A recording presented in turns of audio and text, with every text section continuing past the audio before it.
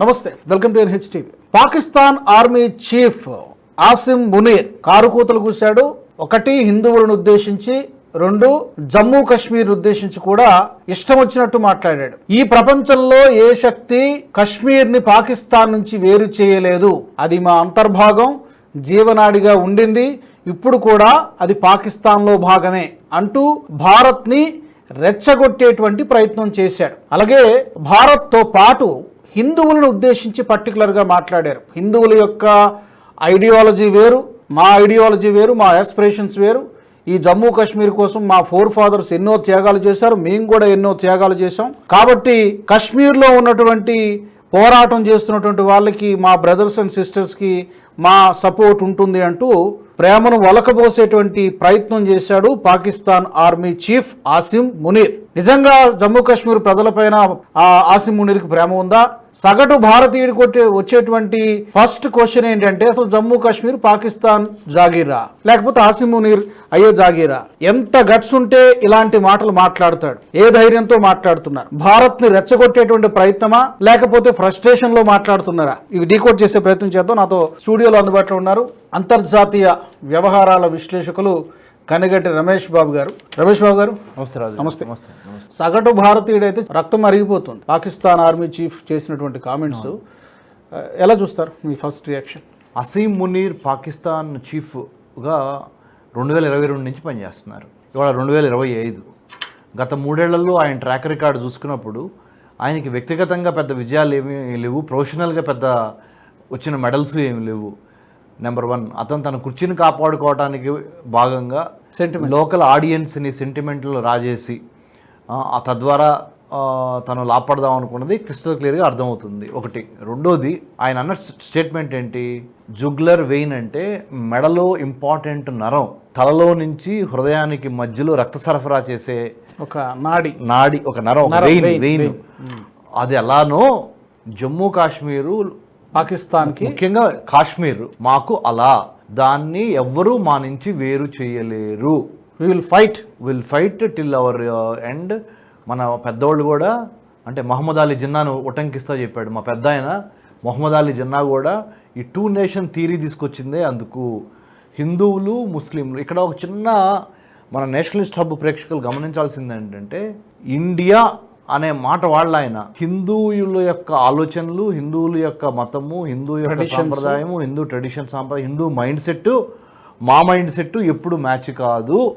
మేము అందుకని మన పిల్లలకు కూడా చెప్పండి, ఏది పాకిస్తాన్లో రేపు రాబోతున్న తరాల పిల్లలకు కూడా చెప్పండి, మనము ఏ విధంగా పాకిస్తాన్ వచ్చిందో 2 నేషన్ థియరీ బేస్ చేసుకొని వచ్చింది, అదే ఫౌండేషను. కాబట్టి అవన్నీ చెప్తా ఉండండి అని చెప్పాడు. దానికి మన భారతీయ విదేశీ వ్యవహారాల మంత్రిత్వ శాఖ నుంచి మన స్పోక్స్ పర్సన్ రణధీర్ జైస్వాల్ కూడా చాలా గట్టిగానే వార్నింగ్ ఇచ్చారు, కౌంటర్ స్టేట్మెంట్ ఇచ్చారు. ఏంటంటే, అసలు అది మా దాంట్లో ఒక కేంద్రపాలిత ప్రాంతంగా చక్కగా ఇప్పుడు ప్రజాస్వామ్యబద్ధంగా కేంద్రపాలిత ప్రాంతంగా మా దగ్గర హ్యాపీగా ఉంటే, వేరే దేశాల వాళ్ళు వచ్చి, అంటే పాకిస్తాన్ ఫారెన్ వాళ్ళు వచ్చి మాదని చెప్పటం హాస్యాస్పదంగా ఉంది. అయినా కానీ ఆయనకి మతి తప్పి మాట్లాడుతున్నాడు. సో ఆల్రెడీ మన భూభాగంలో అది అంతర్భాగం. ఆసేతు హిమాచలం కాశ్మీర్ నుంచి కన్యాకుమారి నుంచి కాశ్మీర్ వరకు ఈ ఆసేతు హిమాచలం మాదైతే, అందుట్లో జమ్మూ కాశ్మీర్ అనేది కరెంట్లీ ఒక కేంద్ర పాలిత ప్రాంతంగా ఉన్నది. దీన్ని ఉద్దేశించి ఆర్మీ చీఫ్ చేసిన వ్యాఖ్యల్ని మనం అంత సీరియస్గా తీసుకోవాల్సిన అవసరం లేదు. అతనికి మతి తప్పి మాట్లాడుతున్నాడు. స్ట్రైట్గా చెప్పాలంటే మన అంతర్భాగం మీద వాళ్ళ రిబాబ్ ఏంటి, వాళ్ళ సొత్తా ఇది అనే విధంగా మనం రిప్లై ఇచ్చాము, అయిపోయింది. ఇక్కడ మనం గమనించాల్సింది ఏంటంటే, రాజుగారు, 15,000 కిలోమీటర్లు భారతదేశానికి, భారతదేశం చుట్టుపక్కల ఉన్న పాకిస్తాను, బంగ్లాదేశ్, చైనా, మియన్మార్, భూటాన్, నేపాల్, ఆఫ్ఘనిస్తాన్, వీటికి మనకి 15,000 కిలోమీటర్ల ల్యాండ్ బోర్డర్స్ ఉంటే, ఒక్క భారతదేశానికి పాకిస్తాన్కి మధ్య 3,323 కిలోమీటర్ల పైచిలకు మనకి లైన్ ఆఫ్ కంట్రోల్ ఉంది బిట్వీన్ ఇండియా అండ్ పాకిస్తాన్. మనము చాలా జాగ్రత్తగా ఉంటున్నాము. వాళ్ళ ఇన్ఫిల్ట్రేషన్, అంటే చొరబాట్లు, టెర్రరిస్ట్ ఇన్ఫిల్ట్రేషన్ని మనము గత 30 ఏళ్ళ నుంచి సక్సెస్ఫుల్గా తిప్పికొడతా వస్తున్నాం. అసలు పాకిస్తాన్ మిలిటరీ చరిత్ర చూసినప్పుడే 1947 ఆగస్టు 14లో పాకిస్తాన్ పుడితే భారతదేశం పుట్టింది 15 ఆగస్ట్ 1947 అయితే 50 లెస్ ఇప్పుడు 25 అంటే ఈ 78 ఏళ్ల 78 ఇయర్స్ ఆఫ్ ఇండిపెండెన్స్ మంది అయితే వాళ్ళు కూడా దరిదాపుగా 78 ఇయర్స్ అయితే ప్లస్ ఒక 6 నెలలు ఎక్కువ అవుతే ఇంతవరకు భారతదేశంలో మిలిటరీ రూల్ కానీ సైనిక పాలన తెలుగులో కానీ అంటే అది ఎప్పుడూ జరగల. కానీ పాకిస్తాన్ యొక్క చరిత్ర చూస్తే 4 సార్లు జరిగింది. 4 సార్లు. మొదటిసారి ఏమో ఆ యాహ్యా ఖాన్ గారు ఆ 57 నుంచి ఓ 10 ఏళ్ళు వేసుకోండి అంటే 68 67 వరకు. తర్వాత యాహ్యా ఖాన్ తర్వాత మన ఇంకొక ఆయన అయూబ్ ఖాన్ తర్వాత జనరల్ జియావుల్ హక్ తర్వాత పర్వేజ్ ముషరఫ్ 1999 నుంచి 2008 వరకు మన పర్వేజ్ ముషరఫ్. అంటే ఒక 40 సంవత్సరాల పాటు 4 సార్లు మిలిటరీ అధినేతలు మిలిటరీ చీఫ్లు ఆ దేశాన్ని పరిపాలించిన బ్యాడ్ రెప్యుటేషన్ బ్యాడ్ హిస్టరీ. అంటే it is not fully democracy, it's not ప్రజాస్వామ్యబద్ధంగా కూడా ఎదగలేదు.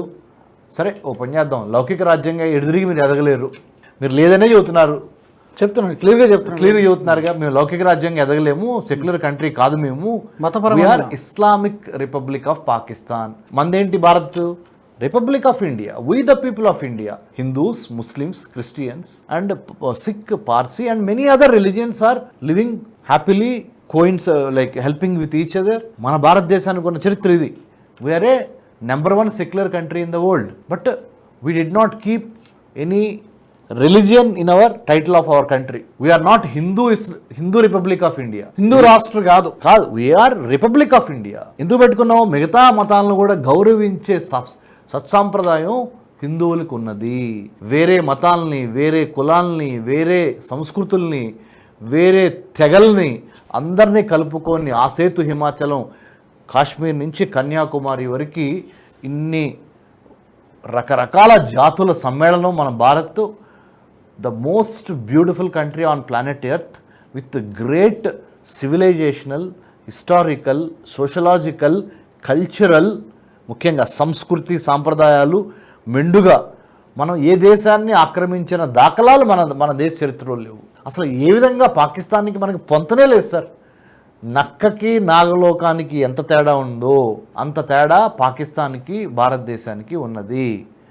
We are not a country based on our religious nationalism లేదు మనకి కల్చరల్ నేషనలిజం ఉంది. ఆ కల్చర్లో ఆ భారతీయ సంస్కృతి సాంప్రదాయాల్లో అన్ని మతాల మేళవింపు ఉందే కానీ ఇప్పుడు ఆయన ఏమన్నాడు Pakistan army chief, 2 nation theory plus Hindu థాట్కి, హిందువుల యొక్క కల్చర్, హిందూ సంస్కృతి, హిందూ సాంప్రదాయం, హిందూ యొక్క ఆలోచన విధానం, హిందూ యొక్క సైద్ధాంతిక పరమైన థింకింగ్ అన్నిటికీ మేము భిన్నము, పూర్తి డయామెట్రికల్లీ ఆపోజిట్ అని చెప్పాడు. అవును, వెరీ గుడ్. ప్రపంచానికి అందరూ తెలుసు మీరు democratically you are not a democratically country, diametrically opposite. ఇది వీటిలో లౌకిక రాజ్య ప్రస్తావన లేదు అసలు, అక్కడ చరిత్రలో లేదు. సో ఆయన గొయ్యిన ఆయన దూకున్నాడు. వాళ్ళ యొక్క తెలివి తక్కువతనాన్ని, వాళ్ళ యొక్క దాన్ని ఏమంటారు మందబుద్ధిని ఆయన చెప్పుకున్నాడు. మేము మతం మీద ఏర్పడిన దేశము, మతపరమైన రాజ్యం, మతం అనేది మా ఫౌండేషను. మరి భారతదేశం లౌకిక రాజ్యం. మనం అందరినీ ఎవరో వచ్చి మనల్ని దోచుకెళ్తామే కానీ మనం ఎవరింటికి వెళ్ళి మనల్ని దోచుకెళ్ళిన దాఖలాలు మనకి లేవు. సో మన వేదభూమి, మన వేదాలు మనకు నేర్పించింది ఏంటంటే అంతమంది ఎవరు వచ్చినా సరే రండి, మేము హక్కును చేర్చుకుంటాము, మేము మీకు పెట్టేవాళ్ళమే కానీ మీ దగ్గర మేము దోచేవాళ్ళం కాదు. మన కల్చర్ సనాతన ధర్మం ఏం చెప్పింది అంటే ప్రకృతిని ప్రేమించు, ప్రకృతితో కలిసి ఉండు, ప్రకృతి పరంగా జీవించు, లివ్ అండ్ లెట్ లివ్. నువ్వు బతుకు, వేరే వాళ్ళని బతకనివని మన ఆచార వ్యవహారాల్లో, మన సంప్రదాయాల్లో, మన వేదాల్లో అన్నిట్లో క్లియర్గా క్షుణ్ణంగా అధ్యయనం చేస్తే తెలుసుద్ది. మనం అన్ని మతాల సర్వమత ప్రార్థనలు కూడా ఎక్కువ మనకి ఇక్కడే జరుగుతాయి. సో అలాంటి మన దేశం మీద ఇలాంటి బ్రెయిన్లెస్ కామెంట్స్ అంటే అసలు దీని గురించి మనము బ్రెయిన్లెస్ కామెంట్స్. సరే, ఇప్పుడు కశ్మీర్ని ఎలాగో ఇప్పుడు టచ్ చేసేటువంటి పరిస్థితి లేదు, ఎందుకంటే ఇప్పుడు it's already integral part of India, భారత్లో అంతర్భాగం అది. ఏదో మాట్లాడుతున్నాడు ఆసిమ్ మునీర్ కానీ. సరే, ఇప్పుడు డిస్ప్యూటెడ్ ఏరియా లాగా ఉన్నటువంటి పిఓజేకే విషయానికి సంబంధించి కూడా పలు సందర్భాల్లో జయశంకర్ గారు మాట్లాడారు, రాజ్నాథ్ సింగ్ గారు మాట్లాడారు, అమిత్ షా గారు మాట్లాడారు, యోగి ఆదిత్యనాథ్ గారు మాట్లాడారు. ఇది వెరీ త్వరలో దీనికి ఒక ఎండ్ కార్డు పడాల్సిందే. అంటే అది అకార్డింగ్ టు అంటే అజిత్ దోవల్ గారు, జాతీయ భద్రతా సలహాదారు గారు, మన నేషనల్ సెక్యూరిటీ అడ్వైజరీ బోర్డ్, మన జాతీయ భద్రతా మండలి, వీళ్ళందరూ పెద్దవాళ్ళందరూ కూర్చొని 3 ఎలిమెంట్స్ చెప్పారు. దాని గురించి మనం మాట్లాడొద్దు, త్వరలో చూస్తాం. ఎప్పట్లో? త్వరలో చూస్తాము, బిఫోర్ 2029. స్పీడ్, సర్ప్రైజ్, అన్నిటికీ మించి ప్రిడేటరీ ఇన్ నేచర్. అంటే శత్రువుని వెతికి వెంటాడి వేటాడతాము. ఎలాంటి స్పీడ్ అంటే వజ్రాయుధానికి ఉన్న స్పీడ్ ఉంటుంది. ఎలాంటి సర్ప్రైజ్ అంటే కన్ను మూసి తెరిసే లోపల చిటికెలో మనం వెళ్ళి కాగల కార్యము గంధర్వులు చేశారంటారు కదా, అలానే మనకి సంబంధించి ఏది మనం విడిచిపెట్టము, మనకి సంబంధించింది ఏది మనం విడిచిపెట్టము. జమ్మూ కాశ్మీర్ పిఓకే, పాక్ ఆక్యుపైడ్ కాశ్మీర్ ఏదైతే ఉందో దాన్ని తిరిగి పిఓకే దాన్ని తిరిగి మళ్ళీ సొంతం స్వాధీనం చేసుకుంటాం. దానికి సంబంధించి సామం, దానం, భేదం, దండం అన్నీ వాడతాం.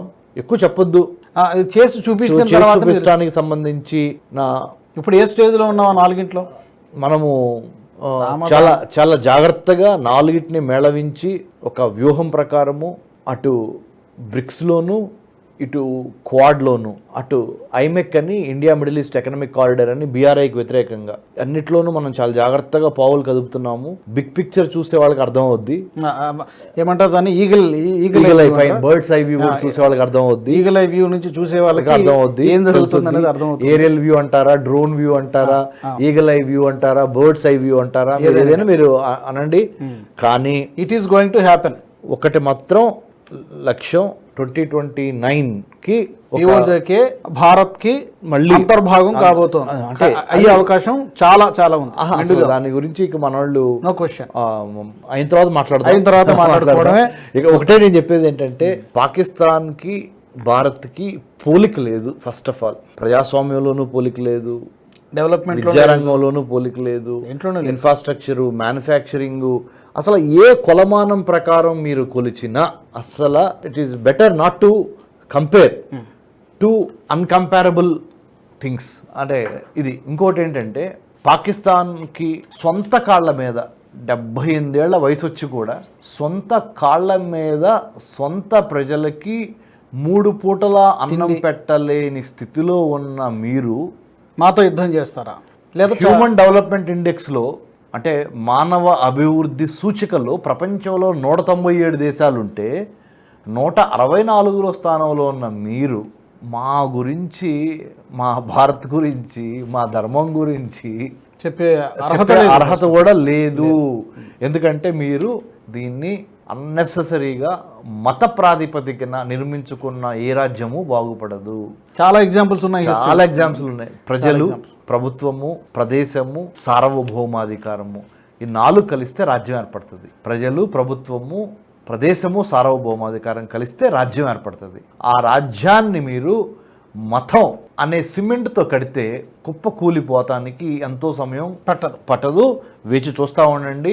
చరిత్రలో ఆ దాఖలాలు మతపరంగా పెట్టింది ఏది లేదు. సర్వ మతాలని కలుపుకొని అందరినీ కలుపుకోగలిగిన భారత్ ఎందుకు శక్తివంతమైన దేశం అవుతుందో తెలుసా సార్? మన ఆలోచన విధానాలు మంచి, మన mind set. See there is a saying in English, your attitude determines your altitude in life అంటారు. మీరు జీవితంలో ఎంత ఎత్తుకు ఎదుగుతున్నారనేది మీ ఆలోచనలను బట్టి ఉంటుంది, మీ యాటిట్యూడ్ని బట్టి కానీ, మీ బిహేవియర్ని బట్టి, మీ సోచ్.